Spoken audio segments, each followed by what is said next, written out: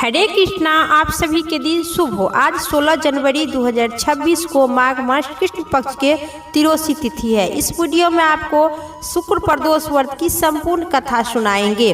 आज प्रदोष व्रत साथ ही शुक्र का संयोग बन रही है, इसीलिए इसे शुक्र प्रदोष व्रत कहा गया है। शुक्र प्रदोष व्रत का महत्व शास्त्रों में बहुत ही खास मानी गई है। प्रदोष व्रत भगवान शिव और माता पार्वती की पूजा की जाती है और इस व्रत को करने से संतान की प्राप्ति होती है। यह व्रत असरदार माना जाता है कि सच्चे मन से इस दिन शिव परिवार की पूजा करने से, व्रत रखने से संतान की सुख समृद्धि और सभी प्रकार के कामना की प्राप्ति होती है। व्रत होते हैं तभी तो करने से शुक्र प्रदोष व्रत कहा गया है। कथा का पाठ करने का भी विशेष जरूर मानी गई है। तभी तो इस व्रत का संपूर्ण फल की प्राप्ति होगी। आइए जानते हैं शुक्र प्रदोष व्रत की कथा विस्तार से। इस साथ ही शुक्रवार व्रत कथा और आरती। सच्चे मन से बोलिए हर हर महादेव कथा विस्तार से। शुक्रवार के दिन जब भी तिरोसी तिथि का संयोग बनती है तब शुक्र प्रदोष व्रत लगता है। शुक्र प्रदोष व्रत साथ ही चतुर्दशी का भी संयोग बन रही है, तो आइए जानते हैं उत्तम होता है। शुक्र प्रदोष व्रत की संयोग पुराणों का वर्णन है कि शुक्र प्रदोष व्रत की कथा का जो भक्त श्रद्धा पूर्वक पाठ करते हैं उसे सूत जी बोले, प्राचीन काल की बात है। एक नगर में 3 मित्र रहा करते थे। तीनों में घनिष्ठ मित्रता थे। उन्होंने एक राजा का बेटा था, दूसरा ब्राह्मण का बेटा था और तीसरा सेठ के बेटा था। राजकुमार ब्राह्मण पुत्र के साथ विवाह सभी को हो चुका था। सेठ पुत्र का विवाह के बाद उनका गौना नहीं हुआ था, लेकिन एक दिन तीनों मित्र आपस में बातचीत कर रहे थे। स्त्री का चर्चा करने लगे। ब्राह्मण पुत्र ने कहे कि स्त्री का घरहीन भूतों की डेरा होती है। इस बात पर नारी का पराधीन भूत का डेरा कहा गया। नारीहीन घर भूत का डेरा होती है। सेठ का पुत्र यह वचन सुनकर अपनी पत्नी लाने का तुरंत निर्णय कर लिया। सेठ के पुत्र अपने घर जाकर अपने माता पिता को अपना निर्णय बताए। उन्होंने बेटे को कहा कि आज शुक्र देवता डूब गए हैं। इन दिनों बहू बेटी को उनके घर से लाना और विदा करवाना ठीक शुभ नहीं मानी जाती है। अतः शुक्रदायक के बाद तुम अपनी पत्नी को विदा करवा लाना।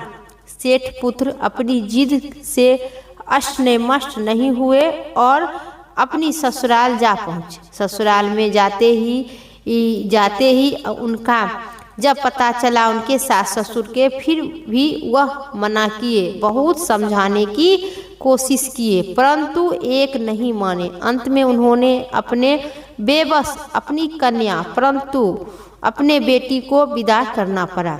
ससुराल से विदा होने के बाद पति पत्नी नगर से बाहर निकले ही कि उनकी बैल की पहिया टूटकर अलग हो गया और बैल के फिर कुछ देर आगे चले कि बैल की टांग भी टूट गई। पत्नी और पति दोनों को काफी चोट भी आए। सेठ पुत्र ने चलते ही प्रयत्न जारी रखे। काफी चोट आई लेकिन प्रयत्न नहीं छोड़ा। तब जब बाहर कुछ आगे चले कि डाकू के भेंट हो गया और डाकू ने सभी धन लूट लिए। सेठ का पुत्र पत्नी सहित रोते पीटते अपने घर तो पहुंच जाते हैं। उसे घर पहुंचते ही उनके सांप ने डस लिया, सेठ के पुत्र के। उसके बाद पिता ने वैद्य को बुलाए। उन्होंने देखने के बाद घोषणा कर दिया कि आपका पुत्र 3 दिन बाद मर जाएगा। उसी समय इस घटना को पता ब्राह्मण पुत्र को चला। उन्होंने सेठ से कहा कि आप अपने बहू और बेटे को पत्नी सहित बहू को उनके घर आपस भेज दीजिए। इस सारी बधाई फिर कारण ठीक हो जाएगा। आपका पुत्र शुक्र अस्त से पत्नी का विदा करवा कर ले आया है। यदि यह वहाँ पहुँच जाएगा तब सभी ठीक हो जाएगा। सेठ को ब्राह्मण पुत्र की बात कुछ समझ में आई और समझने के बाद अपने बहू और बेटे को विदा करने की निर्णय लिए। भला जो अपने घर ससुराल जाएगा फिर कहीं मेरा बेटा ठीक हो जाएगा। बातचीत और जांच किए, फिर बात आगे चला। अपनी वर वधू और बेटे को पत्र को आपस लौटाने के कहे। यह पहुँचते ही जैसे ही सेठ का पुत्र की अपने ससुराल पहुँचते ही उनका हालात ठीक हो गया, आराम हो गया। तत्पश्चात उन्होंने शेष जीवन उन्होंने साथ ही सुखपूर्वक बिताने के बाद मृत्यु के बाद स्वर्ग की प्राप्ति हुई। बोलिए माता पार्वती भगवान शिव की जय। जिस प्रकार आप सेठ के पुत्र के सब जीवन और यापन सभी प्रकार के मृत्यु का प्राप्त होने से बचा लिए, उसी प्रकार सभी को बचाना, अपना कृपा बनाए रखना। अब सुनिए शुक्रवार की व्रत की कथा और आरती विस्तार से। कथा जरूर सुने। एक बुढ़िया थी, उनके 7 बेटे थे, 6 कमाने वाले थे और एक निकम्मा था। माँ 6 पुत्रों की रसोई बनाती थी, भोजन कराती थी और जो बचता था वह 7वें पुत्र को दे देती थी। वह सीधा साधा था, मन में कुछ विचार न करता था। एक दिन वह अपनी बहू से बोला, देखो मेरी माता मुझसे कितना प्रेम करती है। वह बोली, क्यों नहीं, सबका झूठा बचा हुआ जो तुमको जो खिला देती है। वह बोला, ऐसा हो ही नहीं सकता, मैं जब तक अपनी आँखों से नहीं देख लूँगा तब तक नहीं मान सकता हूँ। बहू ने हंसकर कहा, तुम देख ही लो तब तो मानोगे। कुछ दिन बाद एक बड़ा त्योहार आया। घर में अनेक प्रकार के व्यंजन और चूरमे के लड्डू बने। वह जांचने के लिए सिर दर्द का बहाना बनाकर पतला सा कपड़ा ओढ़कर रसोई के घर में सो गया और कपड़े से सब देख रहा था। 6 भाई भोजन करने आए। उसे देखा। माँ ने उनके सुंदर सुंदर आसन बिछाए, 7 प्रकार के रसोई परोसे। वह आग्रह कर के खिलाए। वह देखता रहा। 6 भाई भोजन कर उठ कर चला गया। तब माँ ने उनकी जूठी थाली से लड्डू के टुकड़े को उठाकर और लड्डू को एक बड़ा सा बना लिया। जूठा साफ कर दी। उनकी माँ ने पुकारा, उठो बेटा, 6 भाई भोजन कर लिया है, अब तू ही बाकी है, उठो भोजन कर लो। माँ मुझे भूख नहीं है, मैं परदेश जा रही हूँ। माता ने कहा, कल जाता है सो आज ही चला जा।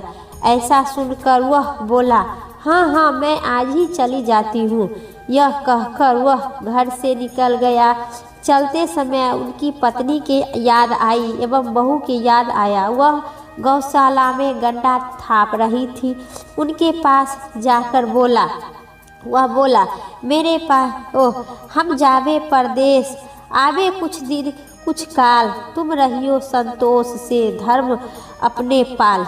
बहू बोली, मेरे तो निशानी अपनी देख लो और ले लो। वह बोला, मेरे पास तो कुछ भी नहीं है, यह अंगूठी है, से ले लो, अपनी कुछ निशानी मुझे दो। वह बोली, मेरे पास तो भी देने के लिए आपको कुछ भी नहीं है। वह गंडा थाप रही थी। उन्होंने कहा, गोबर भरा हाथ। उन्होंने उनकी पीठ पर गोबर भरा हाथ थाप मार दी। वह साहूकार के लड़का वहाँ से चला दिया। चलते चलते दूर देश पहुँचा। वहाँ एक साहूकार की दुकान था। वहाँ जाकर वह बोला, सेठ जी मुझे नौकरी पर रख लो। साहूकार को ज़रूरत था सो उसे नौकरी पर रख लिया। उसने पूछा, सेठ जी कितने पैसे मिलेगा? तो साहूकार ने कहा, काम देखकर दाम मिलेगा। उसे साहूकार की नौकरी मिल गई। वहाँ सवेरे 7 बजे से से रात तक काम करने लगा। कुछ दिन में दुकान का लेन देन, हिसाब किताब, ग्राहक को माल बेचना, सारा काम संभालने लगा। साहूकार ने देखे कि 2 से 3 महीने में नौकर थे से सब चक्कर खाकर गिरने लगे। यह तो बहुत होशियार लड़का है। सेठ ने भी काम देखकर और 3 महीने में उनका आधा के मुनाफेदार बना दिया।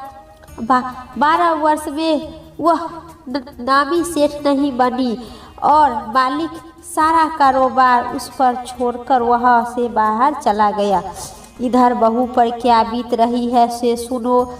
सास ससुर उसे बहुत दुख देने लगे।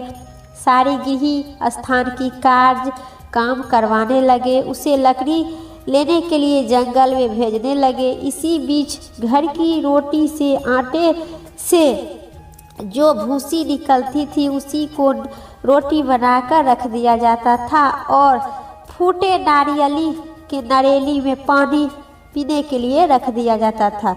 इसी तरह से बीतने लगा बेचारी का दिन। एक दिन वह लड़की लकड़ी लेने के लिए जा रही थी। रास्ते में बहुत सी औरत स्त्री संतोषी माता का व्रत कर रही थी और देखी वह खड़ा होकर कथा सुनकर बोली, बहन यह तुम लोग क्या कर रहे हैं? किस देवता का व्रत कर रही है और इनके करने से क्या फल मिलता है? इस व्रत को करने की क्या विधि है? यदि तुम अपने इस व्रत का विधि मुझे समझा देगी तो बड़ी ही कृपा होगी। मैं तुम्हारा एहसान कभी नहीं भूलूंगी। तब उन्होंने एक स्त्री बोली, सुनो, यह संतोषी माता का व्रत है। इसके करने से निर्धनता, दरिद्रता का नाश होता है, लक्ष्मी आती है, मन में चिंताएं दूर होती है, घर में सुख आने से मन का प्रसन्नता और शांति मिलती है, निपुत्र के पुत्र की प्राप्ति होती है, पति बाहर गया हो तो शीघ्र ही आ जाते हैं, कुमारी कन्या का मन पसंद वर मिलता है, राजद्वार में बहुत दिनों तक मुकदमा चल रहा है सो खत्म हो जाता है, कलह कलेश से निबुद्ध हो जाते हैं, सुख शांति हो, घर में धन जमा हो जाते हैं, पैसा ज़्यादा आने लगता है और लाभ होता है, रोग दूर हो जाती है तथा घर में मन में जो भी कुछ कामना है सो संतोषी माता की कृपा से सभी पूर्ण हो जाती है। इससे तनिक भी संदेह नहीं है। वह पूछने लगी, यह व्रत कैसे किया जावे, यह भी आप बता दीजिए तो आपकी बड़ी ही कृपा होगी। स्त्री कहने लगी, 1.25 सेर का गुड़ चना, इच्छा हो तो 5.25 सेर लेना, अपनी सहूलियत के अनुसार लेना, परेशानी श्रद्धा और प्रेम से जितना बन पड़े उतना लेना, 5.25 पैसे से होगा नहीं तो 5.25 आना से होगा। इससे भी ज़्यादा शक्ति और भक्ति अनुसार गुड़ और चना लेना। हर शुक्रवार को निहार रहकर कथा कहना एवं सुनना, इसके बीच काम छूटे नहीं, लगातार नियम को पालन करना। सुनने वाले कोई न मिले तो घी का दीपक जलाकर उनके आगे रख देना, पात्र को रखकर कथा कहना, परंतु नियम न टूटे। जब तक कार्य सिद्ध न हो जाए नियम का पालन करना और कार्य सिद्ध हो जाने पर व्रत का उद्यापन करना। 3 महीने में माता पूरा फल प्रदान करती है। शायद किसी को खट्टे ग्रह हो तो माता भी 1 वर्ष आवश्यक कार्य की सिद्ध करती है। कार्य सिद्ध होने पर भी उद्यापन करनी चाहिए, बीच में नहीं।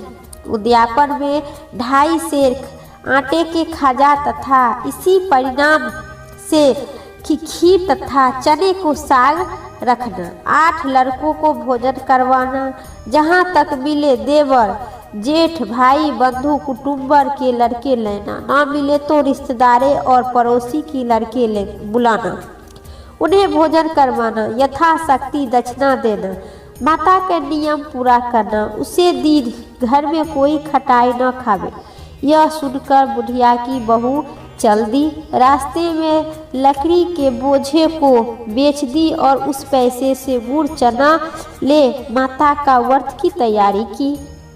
आगे चली और सामने मंदिर देख पूछने लगी, यह मंदिर किसका है? सब कहने लगा, संतोषी माता का मंदिर है। वह सुन माता के मंदिर में जाता है, माता के चरण में लेट गई। विनती करने लगी, माँ मैं दीन हूँ, निपट मूर्ख हूँ, व्रत का नियम भी नहीं जानती हूँ, मैं दुखी हूँ। हे माँ जगदम्बिके जगजननी, मेरा दुख का दूर करो, मैं तेरी शरण में आई हूँ। माता को दया आई। एक शुक्रवार बीत गया, दूसरी शुक्रवार को उनके पति का पत्र आया और तीसरे शुक्रवार को उनका भेजा हुआ कुछ पैसा भी मिल गया। यह देखकर उनके जेठ जेठानी मुँह सुकराने लगे। इतने दिनों के बाद थोड़ा सा पैसा आए, इससे क्या बड़ी बात है। लड़के ताना लगाने लगे। काकी के पास अब पत्र आने लगे, रुपया भी आने लगे। अब तो काकी की खातिरदारी बढ़ेगी। अब तो काकी बोलने से भी नहीं बोलेगी। बेचारी सरलता से कहती है, भैया पत्र आवे रुपया आवे तो हम सब के लिए अच्छा है। ऐसा कहकर आंखों में आंसू भरकर संतोषी माता के मंदिर में जाकर और कही, मातेश्वरी के चरण में गिरकर रोने लगी। माँ मैं तुमसे पैसा तो नहीं मांगा, मुझे तो पैसे की क्या काम है, मुझे तो अपनी सुहाग से काम है। मैं तो अपने स्वामी की दर्शन और उनका सेवा मांगती हूँ। तब माता प्रसन्न होकर कहा, जा बेटी तेरी स्वामी आएगा। वह सुनकर खुशी होकर बावली हो गई। घर आकर काम करने लगी। अब संतोषी माँ विचार करने लगे कि इस भोली पुत्री से मैं तो कह दिया हूँ तेरा पति आएगा, पर आएगा कहाँ? वह तो इसे सपने में भी नहीं याद करता है। उसके याद दिलाने के लिए मुझे जाना पड़ेगा। इसी तरह माता संतोषी बुढ़िया के बेटे के पास जा सपना में प्रकट होकर कही, साहूकार के बेटा सोता है या जागता है? वह कहता है, माता सोता भी नहीं हूँ, जागता भी नहीं हूँ, बीच में ही हूँ, कहिए क्या आज्ञा हो? माँ कहने लगी, तेरा घर बार है या नहीं? वह बोला, मेरा सब कुछ है माता, माँ बाप भाई बहन बहू, क्या कमी न है? माँ बोली, भोले तेरी घरवाली घोर संकट से उठ रही है। तेरे माँ बाप उसे बहुत दुख दे रहे हैं। वह तेरे लिए तरस रही है, तो उनकी सुधि ले। वह बोला, माँ हम तो मुझे मालूम है, परंतु जाओ तो जाओ कैसे? परदेश की बात है, लेन देन का कोई हिसाब नहीं है, कोई जाने का रास्ता नजर नहीं आता है, कैसे चला जाओ? माँ कहने लगी, मेरी बात मान। सवेरे नहा धोकर संतोषी माता का नाम ले, घी का दीपक जलाकर दंडवत कर दुकान पर जाकर बैठना। देखते देखते तेरा लेन देन सब चुकता हो जाएगा, जमा माल बिक जाएगा, सांझ होते होते धन का ढेर लग जाएगा। अब तो वह सवेरे बहुत ही जल्दी उठकर भाई बंधु मित्र से कहने लगा। वे सब उनकी बात सुनकर अनसुनी कर दी दिलगी उड़ाने लगे। कहे, सपने भी सच होते हैं। एक बुढ़िया बोला, देखो भाई मेरी बात मान लो, इस तरह सच या झूठ करने के बदले में देवता ने जैसे कहा है वैसा ही करना, तेरा क्या जाता है? वह बुढ़िया की बात मानकर और नहा धोकर संतोषी माता का पूजा कर दंडवत कर दुकान पर जाकर दीपक जलाकर दुकान पर जाकर बैठ गया। थोड़ी देर में वह क्या देखता है कि देने वाला रुपया लेकर आए, लेने वाले हिसाब लेकर आए। कोठे में भरे सामान को खरीदारी नगद दाम में सौदा करने लगे। शाम तक धन का ढेर लग गया। मन में माता संतोषी का नाम लेकर प्रसन्न होकर घर जाने के वास्तव में गहना कपड़ा सामान खरीदने लगा और वहाँ से काम से निपटकर वहाँ से घर की रवाना हुआ। वह बहू बेचारी जंगल में लकड़ी लेने जाती थी। लौटते वक्त माताजी की मंदिर पर विश्राम करती थी। वह तो उनका रोज रुकने का स्थान ठहर गया था। दूरी से धूल उड़ रही देखी वह माता से पूछती है, हे माता, वह धूल कैसी उड़ रही है? माँ कहती है, हे पुत्री, तेरा पति आ रहा है। अब तू ऐसा कर, लकड़ी के 3 बोझा बना, एक नदी के किनारे में रख, दूसरा मंदिर पर और तीसरा अपने सिर पर रख। तेरे पति को लकड़ी का गंडा देखकर मोह पैदा होगा। वह रुकेगा, नाश्ता पानी बनाकर खाकर माँ से मिलने जाएगा। तू लकड़ी की बोझा उठाकर जाना और बीच चौक पर गंडा डालकर 3 आवाज जोर जोर से लगाना, लो सासू जी लकड़ी लो, गंडा लो, भूसी की रोटी दो, नारियल के नरेली में पानी दो। आज कौन सा मेहमान आए हैं? माँ की बात सुनकर वह बहुत अच्छा माताजी कहकर प्रसन्न मन से लकड़ियों की 3 गंडा ले गई। एक नदी के तट पर, दूसरी माता के मंदिर में रख दी। इतने में ही वह मुसाफिर वहाँ पर पहुँच गया। सूखी लकड़ी देखकर उनकी इच्छा हुई कि अब यहाँ निवास कर, भोजन बनाकर खा पीकर गाँव जावे। इसी प्रकार भोजन खा विश्राम कर ले वह का गाँव कर गया। उसी समय बहू सिर पर लकड़ी का गंडा ली आई। उसे आंगन में डालकर जोर जोर से 3 आवाज देती है, लो सासू जी लकड़ी के गंडा लो, भूसी की रोटी दो, नारियल की नवेली में पानी दो। आज कौन सा मेहमान आया है? यह सुनकर उनकी सास अपने दिए हुए कष्टों को भूलने हेतु कहती है, बहू ऐसा क्यों कहती हो? तेरे मालिक ही तो आया है। बैठो, मीठा भात खा लो, कपड़े गहने पहन लो। इतने में आवाज़ सुनकर उनकी स्वामी बाहर आता है और अंगूठी देकर व्याकुल हो माँ से पूछता है, यह कौन है?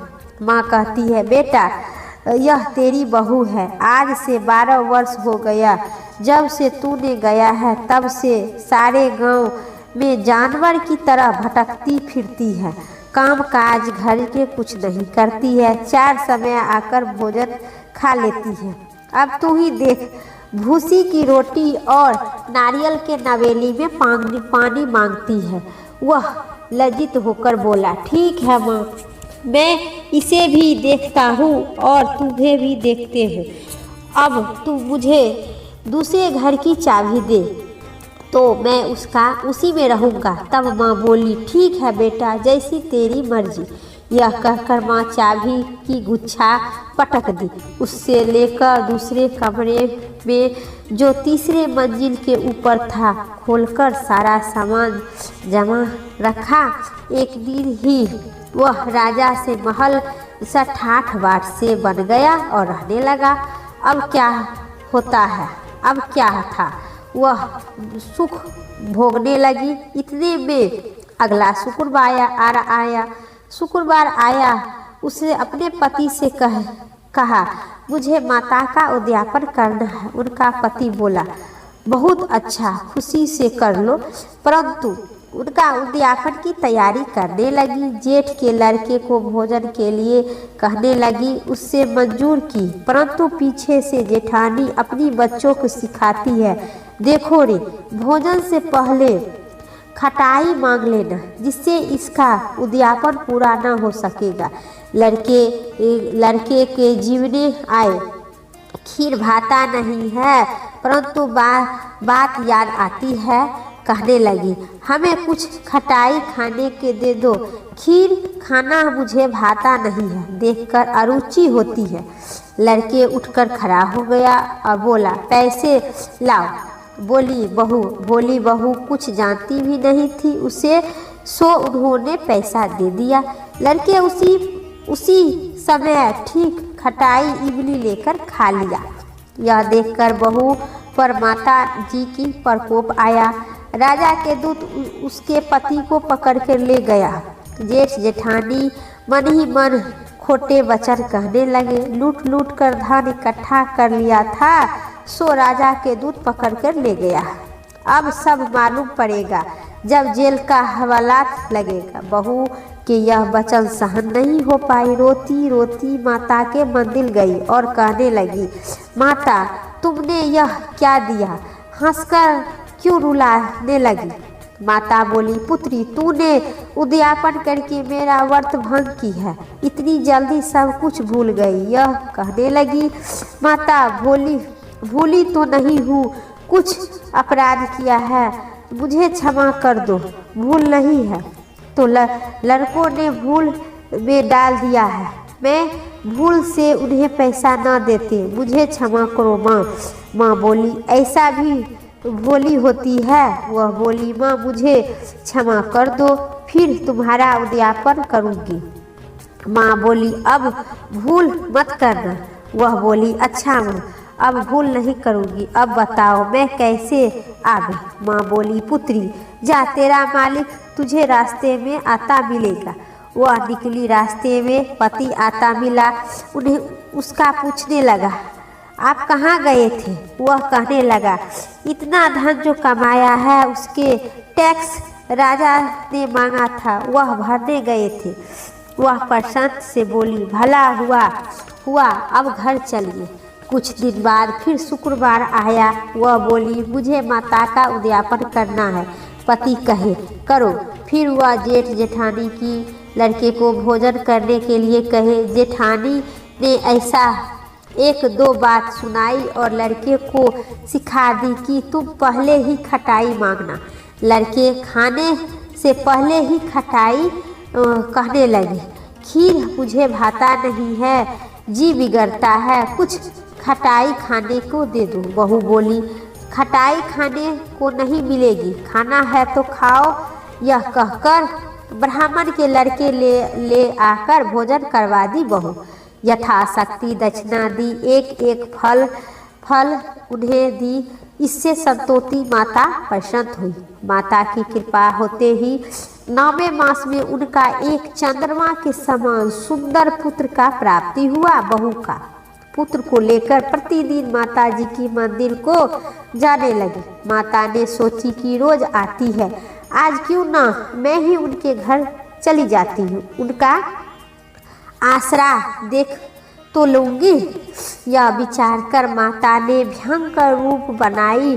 गुड़ और चने से सना मुख, ऊपर से सूंड के समान ओठ, उस पर मक्खी भिन भिन कर रही है। दहलीज पर पैर रखते ही उनकी सास चिल्लाने लगे, देखो रे कोई चुड़ैल डाकियाँ चली आ रही है, लड़के इसे भगाओ नहीं तो सबके खा जाएगी। इसके लड़के डरने लगे, चिल्लाकर खिड़की बंद कर ली, दरवाज़ा बंद कर लेगी। रोशनदान से देख रही थी बहू, प्रसन्नता से पागल होकर चिल्लाने लगी, आज मेरी माता मेरे घर आए हैं। यह कहकर बच्चों को दूध पिलाने से हटा दी। इतने में उनके सास क्रोध के फूट गई। मारी रात, इसे देखकर कैसी उतावली हुई है जो बच्चे को पटक दी। इतने में माँ के प्रताप से जहाँ जहाँ खाली माई दिखाई देती है, लड़के ही लड़के नजर आने लगी। बहू बोली, माँ जी मैं इनका व्रत कर रही थी, यह ही माता संतोषी है। इतना कहकर झट से सारे घर का किवाड़ खिड़की खोल दी। सब ने माता की चरण पकड़ के गिर गई और विनती करने लगी, हे माता हम मूर्ख हैं, हम अज्ञानी हैं, तुम्हारे व्रत का विधि हम नहीं जानते थे। हमारा व्रत भंग कर हमने बड़ा ही अपराध किया है। हे माता आप हमारे अपराध को क्षमा करें। इसी प्रकार माता प्रसन्न हुई। माता ने बहू को जैसे फल दिए वैसी सबको देना। जो यह कथा सुनते हैं या पढ़ते हैं उनका मनोवांछित पुण्य करना। बोलिए संतोषी माता की जय। अब सुनिए संतोषी माता की संपूर्ण आरती विस्तार से। जय संतोषी माता मैया, जय संतोषी माता अपने सेवक जन को सुखी संपत्ति दाता। जय संतोषी माता मैया जय संतोषी माता। सुंदर चीर सुनहरा माँ धारण किन्नो हीरा पन्ना दम के तन सिंहाली हो। जय संतोषी माता मैया जय संतोषी माता। गेरू लाली छटा छवि बंदन कमल सोहे मंद हसत करुणामयी त्रिभुवन जन मोहे। जय संतोषी माता मैया जय संतोषी माता। स्वर्ण सिंहासन बैठी चवर दुबे प्यारे धूप दीप मधुने बाभोग धरे न्यारे। जय संतोषी माता मैया जय संतोषी माता। गुड़ चना परम प्रिया तमे संतोषी लिखियो। संतोषी कहलावे भक्त वैभव दी हो। जय संतोषी माता मैया जय संतोषी माता। जय शुक्रवार के प्रिय मंत्र आज दिवस सोहे भक्त मंडली छावे कथा सुने मोहे। ओम जय संतोषी माता। मंदिर जगमग ज्योति मंगल धावनी विनय करक बालक चरण सिर नाई। जय संतोषी माता मैया जय संतोषी माता। भक्ति भाई पूजा अकीर्ति की जो मन बसे हमारे इच्छा फल दीजो। ओम जय संतोषी माता मैया जय संतोषी माता। दुखी दरिद्रता रोगी संकट मुक्त कियो। बहु धन धनय भरे घर दुख सुख स्वभाव दियो। जय संतोषी माता मैया जय संतोषी माता। ध्यान धरो जिस जन से मन वांछित फल पावो। पूजा कथा श्रवण कर घर आनंद आए। जय संतोषी माता मैया जय संतोषी माता। शरण गहे की लाज रखियो जगदम्बे। संकट तू ही निवारे दयामयी अम्बे। जय संतोषी माता मैया जय संतोषी माता। संतोषी माता की आरती जो कोई नर गावे। हे मैया जो कोई नर गावे रिद्धि सिद्धि सुख संपत्ति जी भर के पावे। जय संतोषी माता मैया जय संतोषी माता। प्रेम से कहिए संतोषी माता की जय। मेरा आरती इतना ही तक था।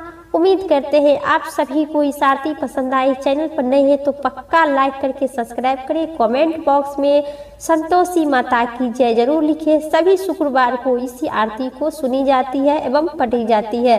मंचित और श्रद्धा भाव से इस आरती को जरूर सुने और कमेंट बॉक्स में माता संतोषी की जय जरूर लिखें। फिर नेक्स्ट वीडियो लेके आते हैं, तब तक के लिए संतोषी माता की जय।